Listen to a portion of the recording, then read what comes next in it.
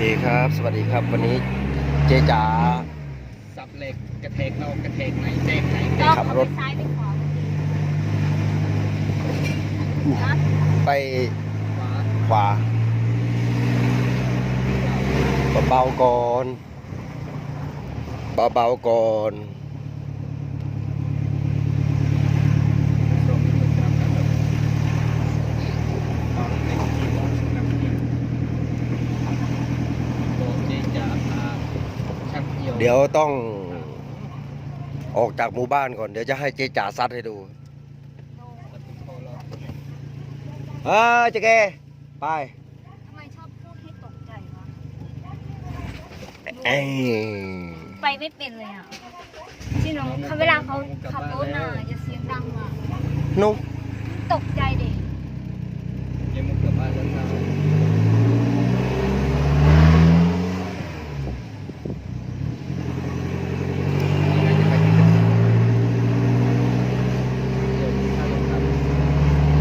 จริงๆหมดแล้วครับผมตอนนี้แต่ผมยังกินเลย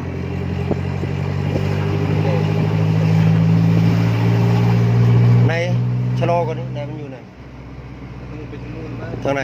ตรง ใครขับไป พี่อัน ไปเลย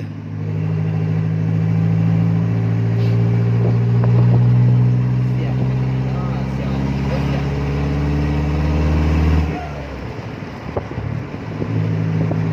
โค้งทางโค้งนี่เราจะไปลองแตรรถเสีย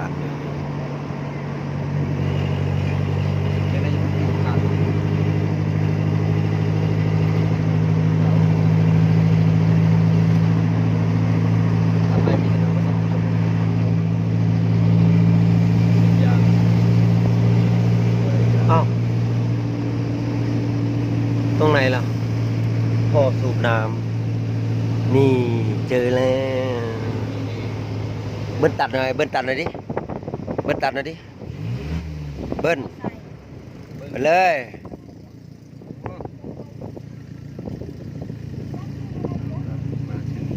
ไปจอดหน้าจอดหลัง จนนี้แหละ เปิดไฟ เบิ้ลตัดหน่อยดิ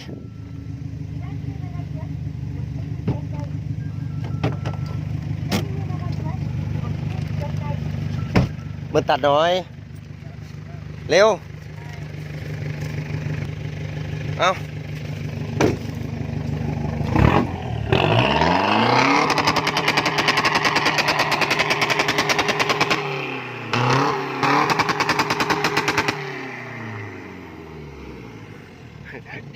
เจ๊จ๋าเอาครับมาดูมาชมช่างเอียวโมเตร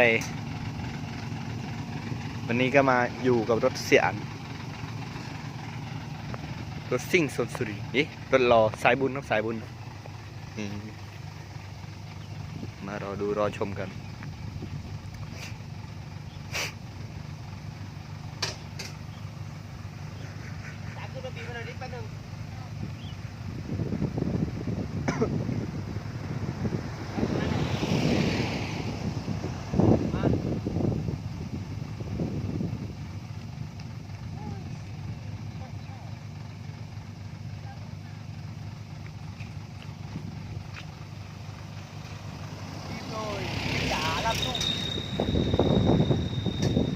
เจ๊จ๋าจะมาบีบครับผม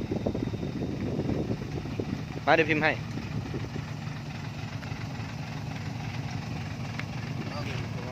มาเดี๋ยวบีบ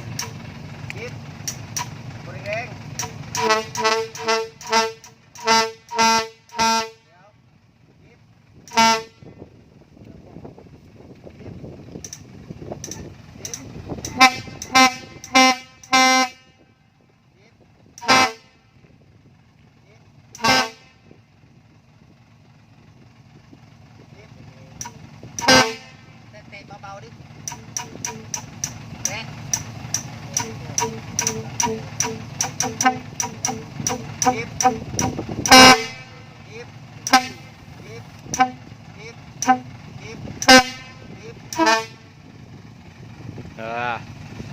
เช็คซาว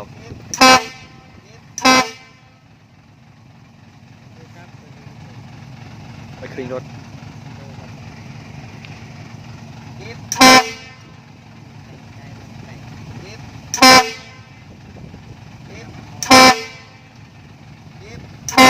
ไอ้ตังตู้เลยบ้าน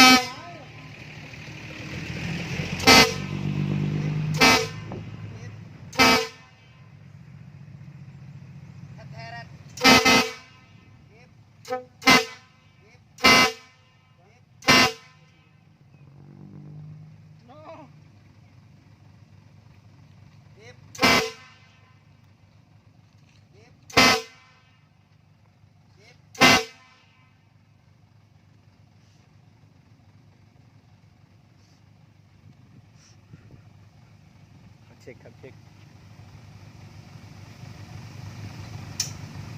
อ๋อเขาจะลั่นไม่ลั่นก็ดูกันเอาครับผมฟังกันเอาในโทรศัพท์อาจจะเท่าไหร่ครับ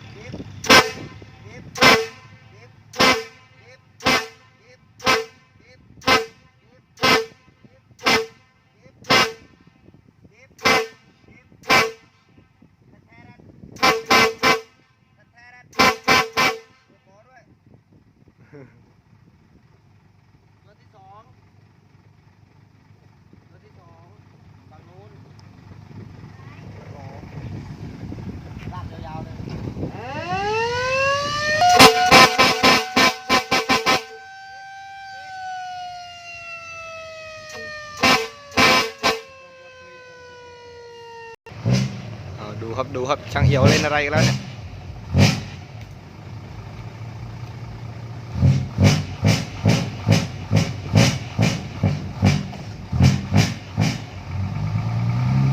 ช่างเอี่ยวจะทำอะไรครับ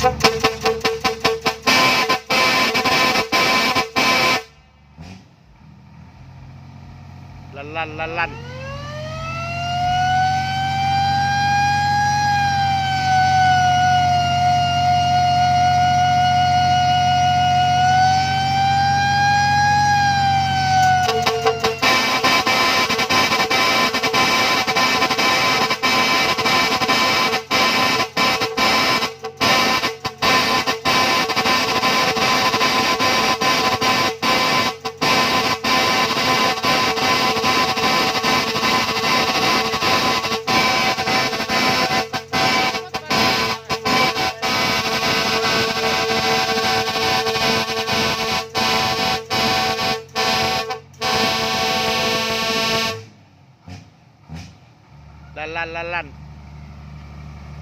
นะครับฝั่งนี้ก็จะเป็นรถของเสียตองครับผมที่เจมุกขับไอ้มุกขับแล้วผมขับแล้ว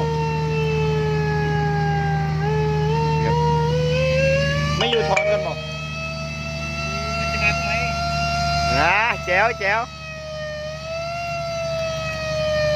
ลั่น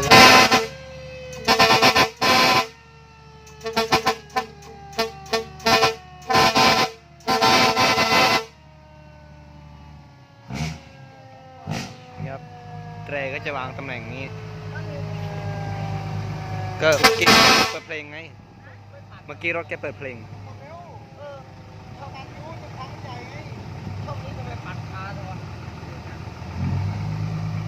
ลั่นครับลั่น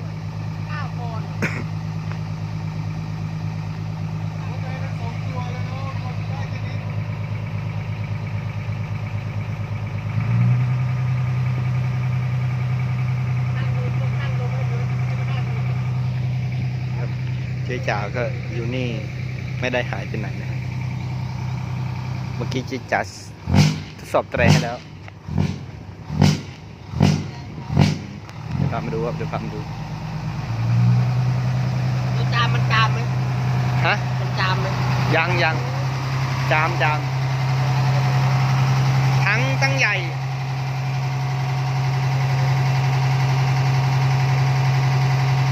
พอดีถังใหญ่ครับปั่นลมอาจจะปั่นนาน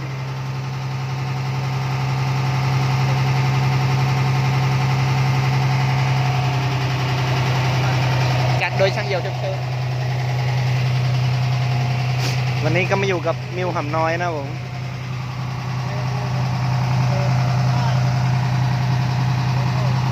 กล้องสีมันสด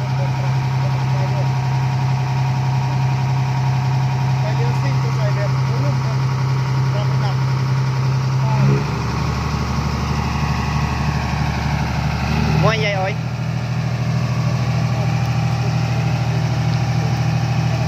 นี่ครับติดตามกันครับติดตามกันวันนี้มาอยู่กับมิวคำน้อยครับมารอดูรอชมกัน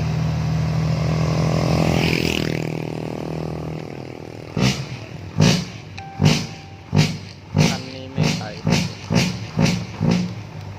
วันนี้มาอยู่กับมิวคำน้อยแล้วนะครับผมนี่ครับ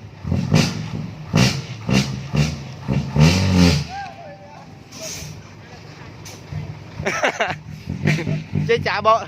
เปียวอาราบาลตกใจหมด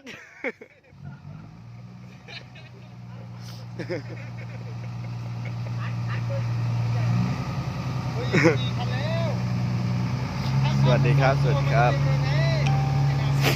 นี่ครับวันนี้ก็มาอยู่กับการโมเตรนะครับผมของช่างเอี่ยวตอนนี้ปั๊มลมอยู่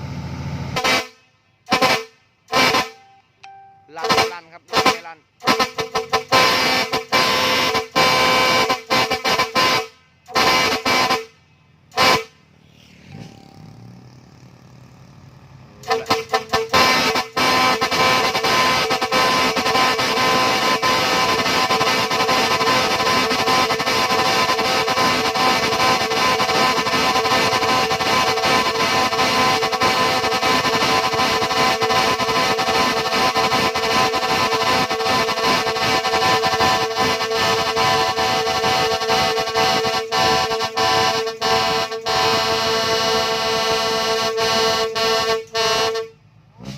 ช่างเอี่ยวสะเพลินเลย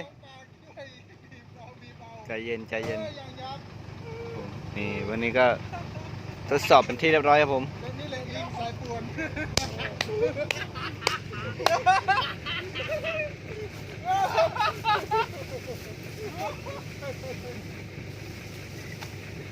ไอ้เตี้ย